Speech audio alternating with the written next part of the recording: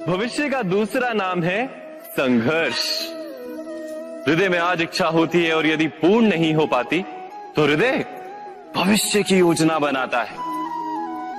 भविष्य में इच्छा पूर्ण होगी ऐसी कल्पना करता रहता है, किंतु जीवन जीवन ना तो भविष्य में है ना अतीत में। जीवन तो इस क्षण का नाम, अर्थात इस क्षण का अनुभव ही जीवन का अनुभव। पर हम ये जानते हुए भी इतना सा सत्य समझ नहीं पाते। या तो हम बीते हुए समय के स्मरणों को घेर कर बैठे रहते हैं, या फिर आने वाले समय के लिए हम योजनाएं बनाते रहते हैं और जीवन जीवन बीत जाता है। एक सत्य यदि हम हृदय में उतार लें कि ना हम भविष्य देख सकते हैं, ना ही भविष्य निर्मित कर सकते हैं, हम तो केवल धैर्य और साहस के साथ भविष्य को आलिंगन दे सकते हैं, स्वागत कर सकते हैं भविष्य का। तो क्या जीवन का हर पल जीवन से नहीं भर जाएगा? स्वयं विचार कीजिए।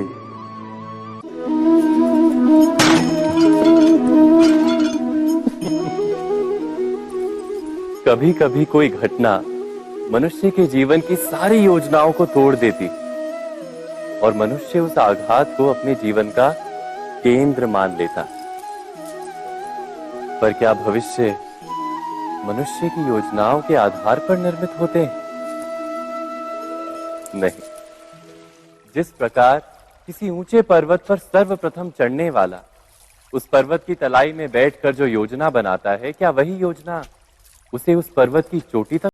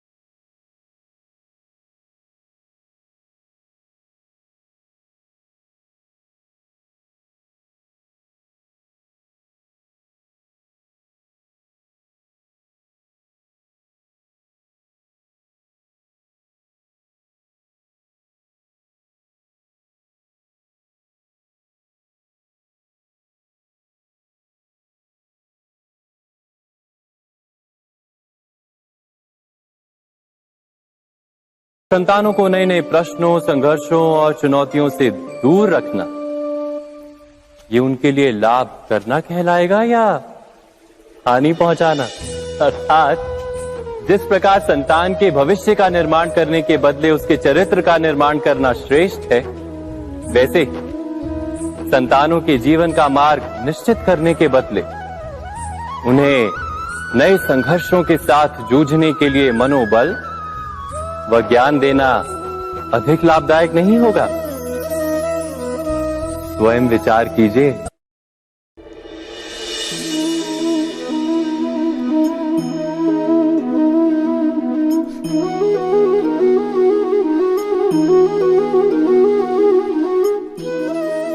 जीवन का हर क्षण निर्णय का क्षण होता है। प्रत्येक पद पर दूसरे पद के विषय में कोई निर्णय करना ही पड़ता है और निर्णय अपना प्रभाव छोड़ जाता है। आज किए गए निर्णय भविष्य में सुख अथवा दुख निर्मित करते हैं, ना केवल अपने लिए, अपने परिवार के लिए भी, आने वाली पीढ़ियों के लिए भी। जब कोई दुविधा सामने आती है तो मन व्याकुल हो जाता है, अनिश्चय से भर जाता है। निर्णय का वो क्षण युद्ध बन जाता है और मन बन जाता है युद्ध भूमि। अधिकतर निर्णय हम दुविधा का उपाय करने के लिए नहीं, केवल मन को शांत करने के लिए लेते हैं। पर क्या कोई दौड़ते हुए भोजन कर सकता है? नहीं। तो क्या युद्ध से जूझता हुआ मन कोई योग्य निर्णय ले पाएगा? वास्तव में शांत मन से जब कोई निर्णय करता है तो अपने लिए सुखद भविष्य बनाता है। किंतु अपने मन को शांत करने के लिए जब कोई निर्णय करता है तो वो व्यक्ति भविष्य में अपने लिए कांटों भरा वृक्ष लगाता है। स्वयं विचार कीजिएगा।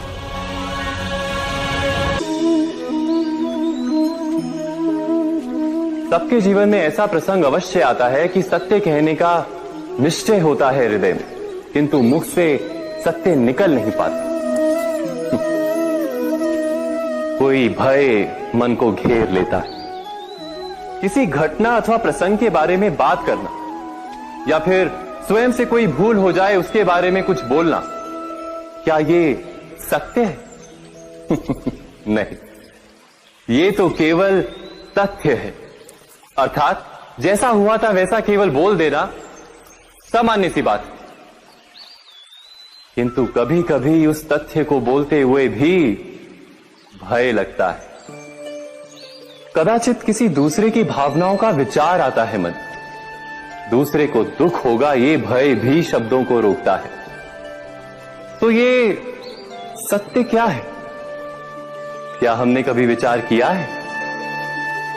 जब भय रहते हुए भी कोई तथ्य बोलता है तो वो सत्य कहलाता है।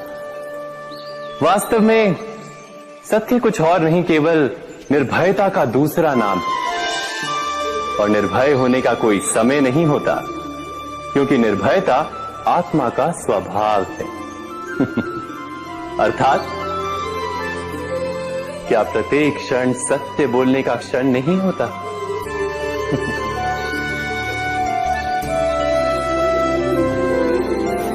स्वयं विचार कीजिए। जीवन में आने वाले संघर्षों के लिए जब मनुष्य स्वयं को योग्य नहीं मानता, जब उसे अपने ही बल पर विश्वास नहीं रहता, तब वो सद्गुणों को त्याग कर दुर्गुणों को अपनाता है। वस्तुतः मनुष्य के जीवन में दुर्जनता जन्म ही तब लेती है जब उसके अंतर में आत्मविश्वास नहीं होता। आत्मविश्वास ही अच्छाई को धारण करता है। ये आत्मविश्वास है क्या?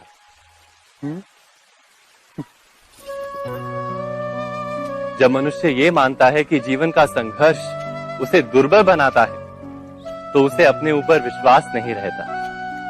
वो संघर्ष के पार जाने के बदले संघर्ष से छूटने के उपाय ढूंढने लगता है। किंतु जब वो ये समझता है कि ये संघर्ष उसे अधिक शक्तिशाली बनाते हैं, ठीक जैसे व्यायाम करने से देह की शक्ति बढ़ती, तो प्रत्येक संघर्ष के साथ उसका उत्साह बढ़ता है। अर्थात आत्मविश्वास और कुछ भी नहीं, मन की स्थिति जीवन को देखने का दृष्टिकोण मात्र है, और जीवन का दृष्टिकोण तो मनुष्य के अपने वश में होता है। स्वयं विचार कीजिए।